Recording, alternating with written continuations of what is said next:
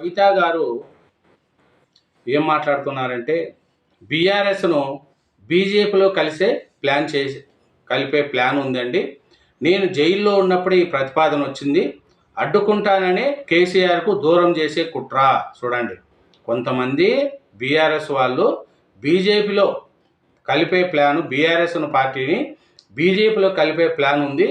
ఈ కుట్రను నేను అడ్డుకుంటున్నానని నా మీద కుట్ర చేస్తున్నారని కవిత గారు అంటున్నారు.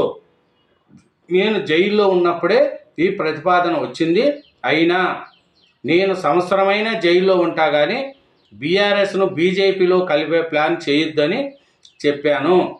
కొందరు బీఆర్ఎస్లో ఉండే వాళ్ళే నాకు ఎన్నుపోటు పొడుస్తున్నారు.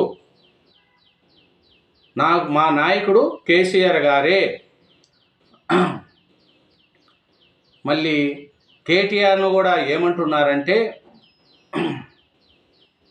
పార్టీని ఇక్కడ వర్కింగ్ ప్రెసిడెంట్గా చేయాల్సిన పనులు చేయగలగా,